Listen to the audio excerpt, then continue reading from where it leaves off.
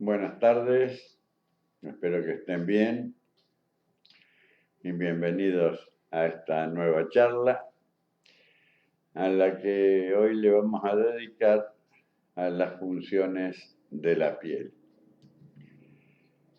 Yo podría resumir las funciones de la piel en función del tejido epitelial que recubre la piel y recordando las funciones del tejido epitelial diríamos que protege, segrega y absorbe.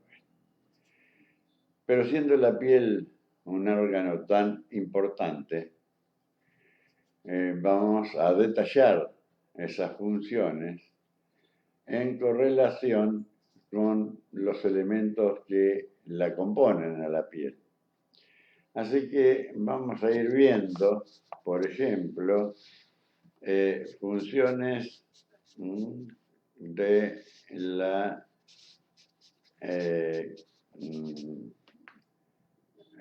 epidermis.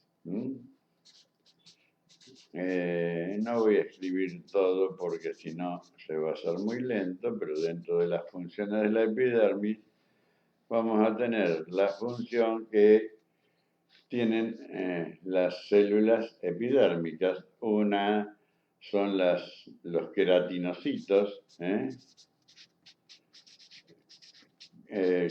o células queratógenas, y otra función que tienen los melanocitos o células melanógenas.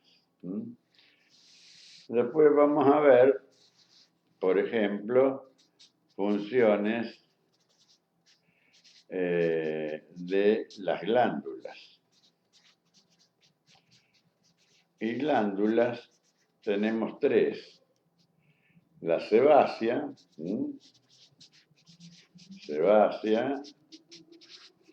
y las sudoríparas, que se van a dividir en dos, que son las ecrinas y las apocrinas.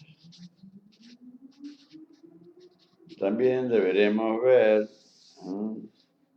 funciones de las faneras. Las faneras son las prolongaciones o secreciones de la piel sólidas en la que contamos los pelos y las uñas. También hay una función muy importante que sería la función termorreguladora,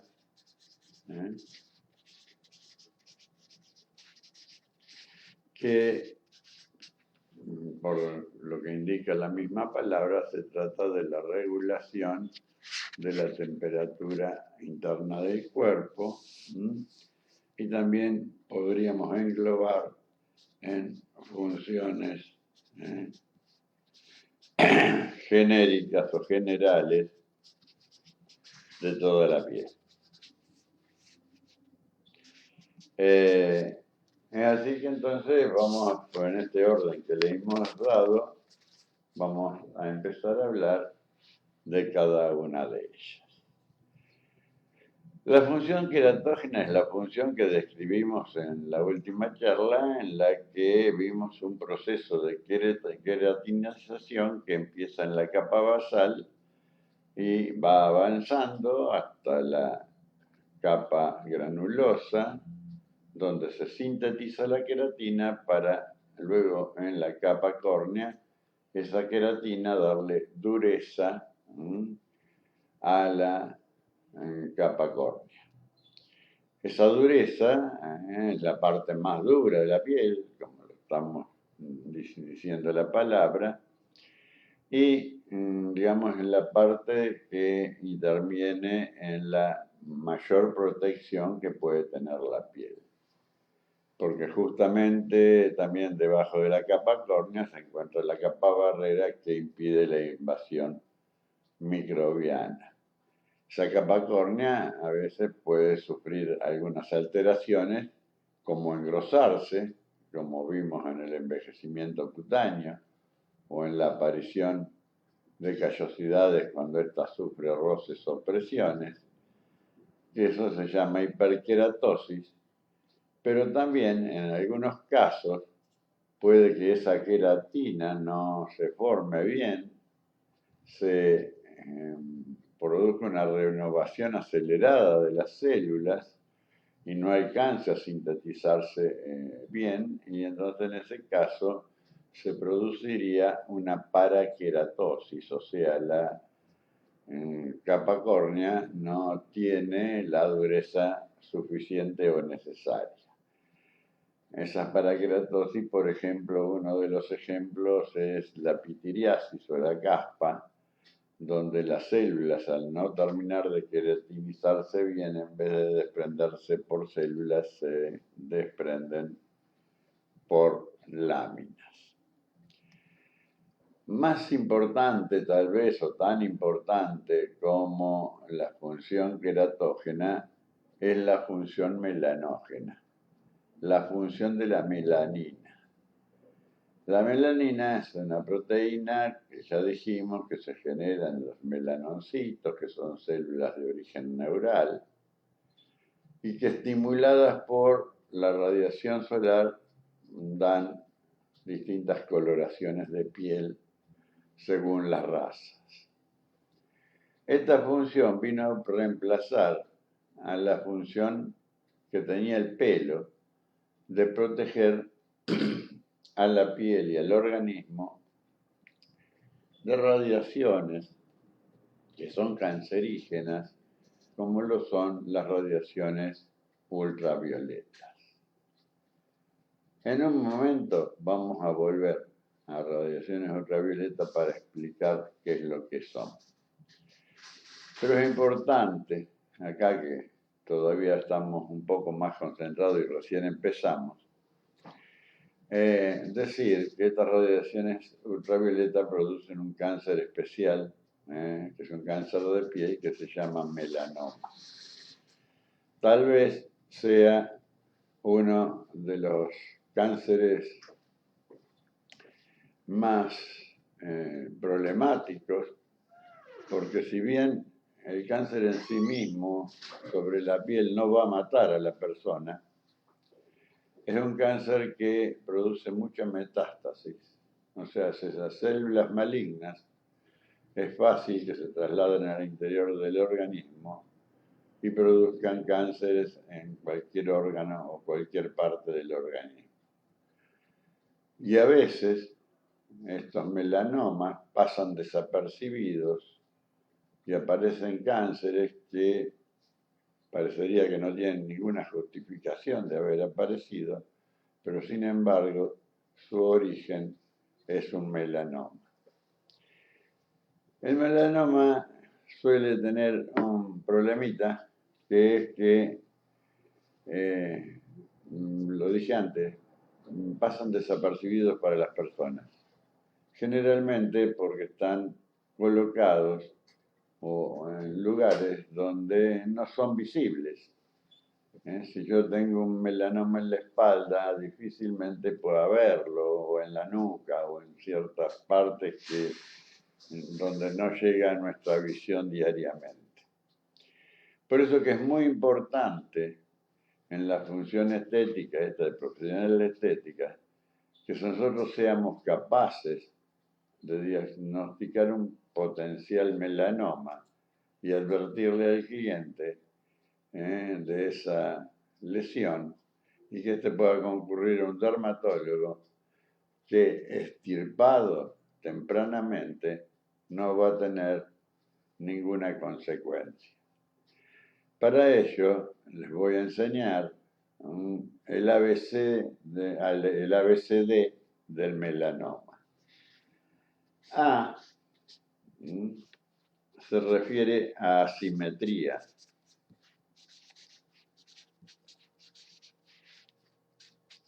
Asimetría.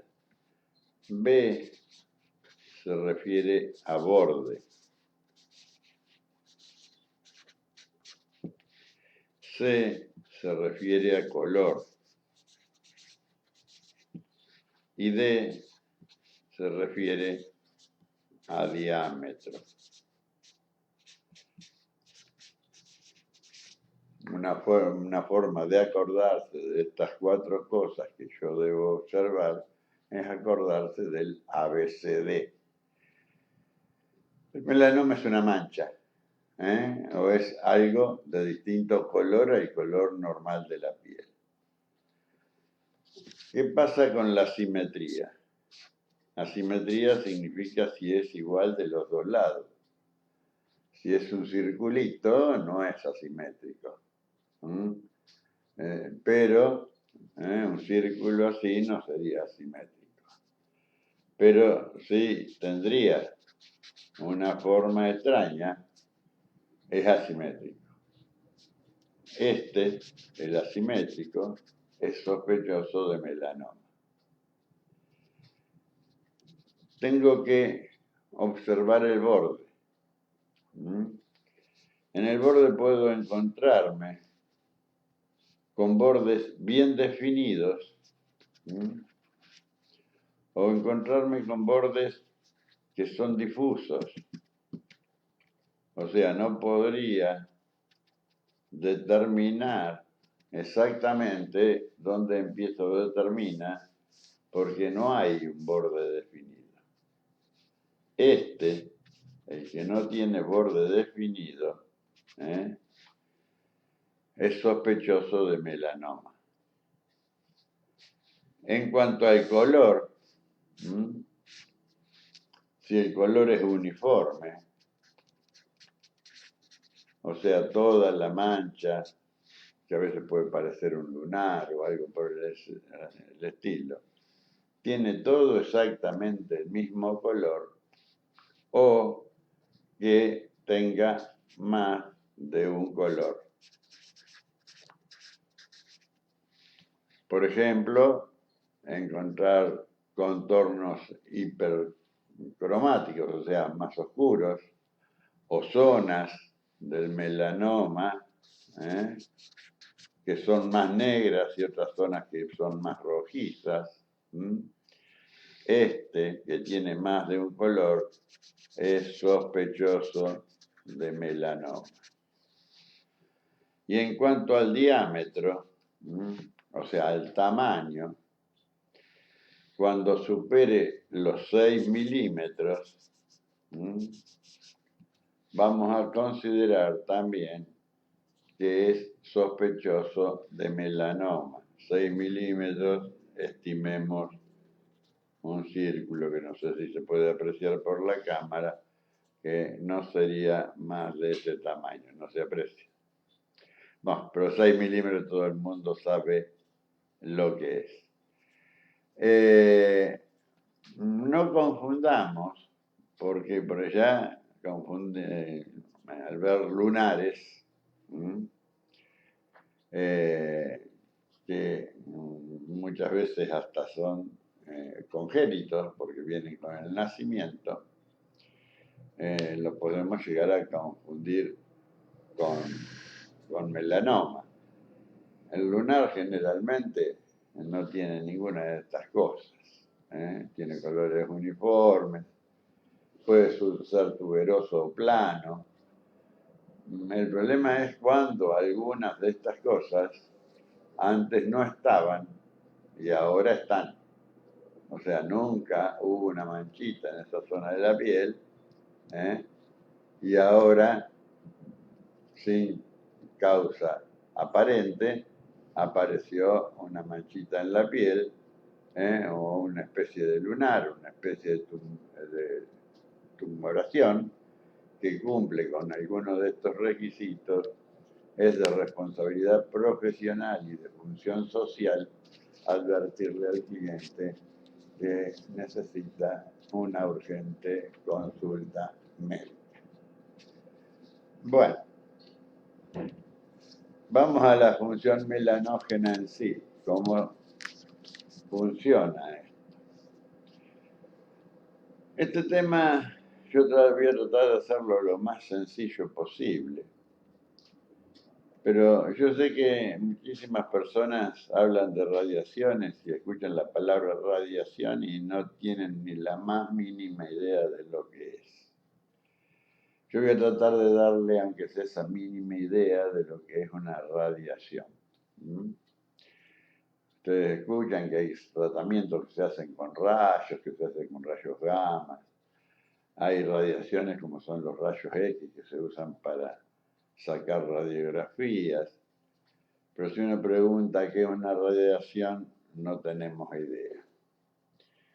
Para tomar una pequeña noción y tratar de... Las radiaciones no son visibles, ese es el problema, porque si serían visibles todo el mundo sabría de qué se trata. Pero como para hacer algo visible y podernos imaginar lo que es una radiación, yo digo que ustedes se imaginen un lugar donde hay agua tranquila, un lago, una pileta, y arrojamos un objeto al agua esa, una piedra, y cuando la piedra cae en el agua, va a producir todos unos círculos así concéntricos, ¿sí? Una ondulación, que si yo la miro de costado, o sea, trazaría una línea así, la podría mirar de costado, voy a ver que el agua, desde el punto que cayó la piedra, hace una ondulación de este tipo, una onda. Las radiaciones son exactamente eso, ondas, así, que avanzan, que avanzan muy rápido. Se llaman ondas electromagnéticas. Es tal la velocidad que tienen el avance de estas ondas electromagnéticas que su velocidad es de 300.000 kilómetros por segundo. Si se quieren imaginar, podemos imaginar la velocidad, una onda electromagnética llegaría de acá a la Luna en menos de un segundo. Esta onda tiene una longitud, porque si yo tomo donde nace la onda, por ejemplo acá, acá empieza a subir, terminaría acá, donde empieza a subir de nuevo. Si la tomo acá, donde está subiendo, la longitud sería esta, pero las dos serían iguales. En alguna oportunidad ustedes deben haber oído hablar de longitud de onda cuando uno escucha alguna radio que dice que transmite en la longitud de onda de 20 metros, 40 metros, y a veces también escucha decir que transmite en 700 kilociclos, megaciclos o algo de ciclos. ¿Qué significa esto de ciclos? Es la cantidad de veces que esta onda hace así en un segundo. Entonces, ¿qué sucede? Que si esta onda es más larga, va a ser menos veces en un segundo así. Porque va a alcanzar los 300.000 kilómetros con menos veces que haga así. Ahora, si la onda es más corta, va a tener que hacer más veces así para que pueda recorrer ese segundo. Y a eso se le llama frecuencia. Que esa frecuencia es inversamente proporcional a la longitud de onda. O sea que si la longitud de onda es larga, tiene que hacer menos veces así. Y si la longitud de onda es corta, tiene que hacer menos veces así. No sé si he logrado hacerme entender, pero voy a hacer algo que todos conocen. En una radio, ustedes en una punta, como la onda larga, tienen más o menos el numerito 500, que sería 500 kilociclos, que serían 1000, serían 500.000. ¿Qué me dice este 500.000 o este 500 de la radio ahí? Que esa onda hace 500.000 veces así en un segundo. Y de acá dice 1600. ¿Y qué quiere decir este 1600? Que esa onda hace 1.600.000 veces así en un segundo. ¿Mm? Si esta sería una radio en la que yo podría seguir sintonizando allá, más allá de los 1600, ¿m? Seguramente alguno de ustedes capaz que tiene una radio que después dice onda corta. Y la onda corta son ondas que ya la frecuencia es tan alta, sería un número muy grande, que en vez de decir la frecuencia decimos los metros que tiene esa onda. Por ejemplo, la de 500.000 kilociclos podría tener 600 metros de largo. Y esta, la de 1600, podría tener 200 metros de largo. O sea, 2 cuadras. ¿Mm? Y las ondas cortas ya oscilan entre los 80 y los 10 metros de largo. ¿Mm? Y si podría seguir sintonizando ondas, vienen ondas que son más cortas, como las ondas de televisión o lo de la radio que usa la policía, como los handy y esas cosas, que están utilizando ondas de 2 metros a 1 metro de largo. Estas ondas de 1 metro ya de largo, imagínense la cantidad de veces que tienen que ser así para recorrer 300.000 kilómetros en un segundo. Ya esto se mide en unas unidades que se llaman megahertz, o sea, millones. Esto acá, de 1 centímetro, tendríamos que hablar de 300 megahertz. ¿Sí? Pero después viene otra cosa más conocida por ustedes, que son los microondas. Las microondas son ondas de 1 centímetro o 2 centímetros, muy pequeñitas. Y entonces si yo tengo que recorrer 300.000 kilómetros en un segundo con una ondita de 1 centímetro, esto tiene una frecuencia de millones de números. Y el microondas, ya acá hay una cosa que sucede con estas ondas electromagnéticas. A medida que se hacen más cortitas y tienen mayor frecuencia, tienen mayor penetración. Y el microondas calienta porque hace vibrar las moléculas adentro, se rozan entre ellas y eso hace que se eleve la temperatura. No es que el microondas caliente, porque habrán visto que es difícil dorar una carne dentro del microondas, porque la carne toma temperatura de adentro hacia afuera por roce de sus propias moléculas, mueve las moléculas. Si esto sigue, y después del microondas, vamos a llegar a unas medidas de ondas casi inimaginables. Todas las cosas que se miden tienen que tener una unidad de medida. Yo acá en el microondas pude usar el centímetro, que es por todos conocidos.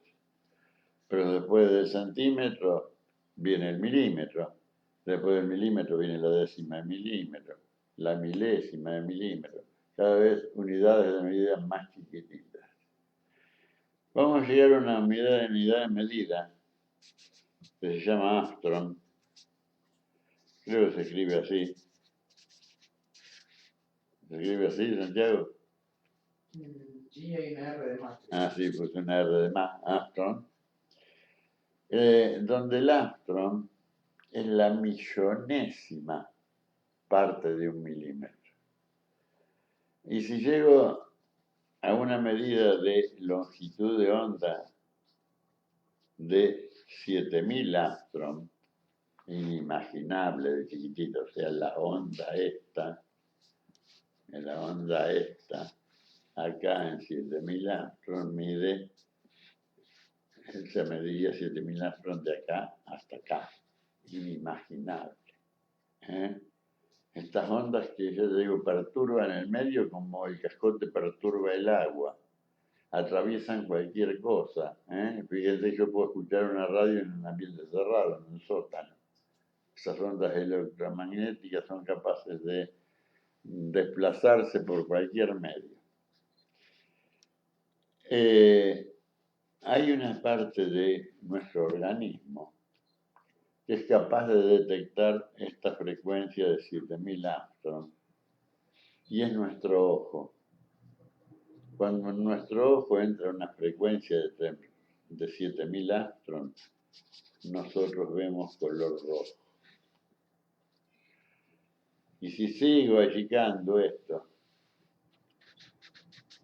voy a llegar a una frecuencia de 4000 Armstrong, donde nuestro ojo ve violeta. Y entre los 7000 y los 4000 Armstrong, está todo lo que podemos llamar luz visible. Es el espectro visible que tiene nuestro ojo. Acá adentro estarían todos los colores que nosotros somos capaces de ver, y cada uno de ellos va a tener una frecuencia distinta. El amarillo va a tener un numerito, el verde va a tener un numerito, el azul va a tener otro numerito. No interesa mencionarlo acá, pero sí sabemos que en función de cómo casi va el arco iris, empezamos a ver desde el rojo al violeta. Lo que está antes del rojo y que nosotros no lo podemos ver, se llaman rayos infrarrojos. Están debajo de rojo, o arriba de los 7000. Cosa que algunos animales pueden hacer. Por ejemplo, el gato ve perfectamente casi hasta los 10.000 Armstrong. Entonces, el rayo infrarrojo tiene la particularidad que es un rayo térmico, da calor. Ese calor es una radiación que algunos ojos de algunos animales las pueden ver. Entonces, para un gato, un ratón que tiene temperatura corporal, en plena oscuridad para nosotros, para él no es más que una cosa luminosa que pasa corriendo. Hay aparatos también que nos permiten a nosotros ver la radiación infrarroja. Habrán visto cámaras que en plena oscuridad nos muestran las imágenes que hay dentro de esa oscuridad. Mi amigo Manuel, que fue excombatiente de Malvinas, debe haber sufrido las miras infrarrojas que tenían los ingleses para saber dónde estaban los soldados argentinos en la oscuridad. Pero volvamos a esto, la luz visible. Y acá viene lo que a nosotros nos importa. De la luz visible vienen los rayos ultravioletas. Voy a cambiar de hojita. Voy a decir que esta línea, acá, rayos infrarrojos, esto, luz visible, y de los 4000 sigo bajando frecuencia hasta más o menos los 1800, y estos son los rayos ultravioletas, que tampoco son visibles a nuestros ojos. Así que cuando alguien le dice, te estoy dando rayo ultravioleta, y vos ves color violeta, ese color violeta está dentro de este espectro, dentro de lo que vemos, no está dentro de lo que podría ser el rayo ultravioleta puro. Después de los rayos ultravioleta vienen los rayos X. Fíjense, cuando yo les dije que a medida que se achica la longitud de onda y aumenta la frecuencia, los rayos son más penetrantes. Los rayos X son tan penetrantes que te sacan una fotografía por dentro. Y todos sabemos que ya son rayos peligrosísimos, porque no se deja exponer a embarazadas a rayos X, no se hacen tratamientos en base a rayos X, se trata de sacar la menos cantidad de radiografías posibles a una persona. Las personas que sacan radiografías se protegen con delantales o ropas con plomo y se ponen en otra habitación para disparar los rayos X. Son rayos ya muy cancerígenos. Y después ya vendrían lo que se llaman radiaciones atómicas, que se empiezan a enumerar con las letras del alfabeto griego, como alfa, gamma, beta. No, no quiero, por simple sentido común, hablar de radiaciones atómicas, es hablar de muerte. Observen ustedes que cerquita están de estos rayos cancerígenos, estos rayos ultravioleta, que son los que van a pigmentar la piel para defendernos de ellos mismos. Como para ir finalizando y continuamos la clase que viene, vamos a hacer una síntesis. El sol nos da toda la energía lumínica que nosotros podemos utilizar sobre la Tierra. Pero el sol es una bomba atómica, es una bomba H, es una reacción nuclear que emite toda la gama de radiaciones de la que yo les hablé. Tenemos la suerte que en la capa alta de la atmósfera existe algo que se llama ozono y que permite la entrada de rayos compatibles con la vida. Y el espectro solar que nosotros recibimos es simplemente aproximadamente un 50% de rayos infrarrojos, un 45% de luz visible y un 5% de rayos ultravioletas. Estos rayos, de la misma manera que cambian las estaciones, de invierno a verano, en verano esto se amplía hacia ambos lados. Entonces, como entran más rayos infrarrojos, hace más calor. Y en verano también, como entra más luz, va a entrar más rayos ultravioletas. Para finalizar, vamos a hacer una liñita solo de los rayos ultravioletas y en la próxima seguimos. Rayos ultravioleta hay de 3 tipos. O sea, si yo venía achicando hacia allá la longitud de onda, estos van a ser rayos largos, medios y cortos. Siempre hablando de radiación ultravioleta. A este se le llaman rayos ultravioleta A los largos, los famosos UVA. Los deben haber oído por los tratamientos que se hacen con cabinas para hacer uñas acrílicas o enmastados semipermanentes. Estos son los UVB y estos son los UVC.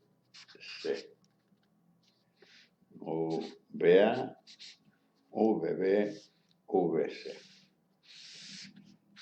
En la próxima clase, aunque esto parezca que es muy pesado y complicado, cualquier profesional de la estética lo debe saber para aconsejar según cada fototipo cutáneo que tenga la persona, la forma de exponerse al sol. Y esta es la función social que debemos cumplir para que los cánceres de piel cada vez sean menos.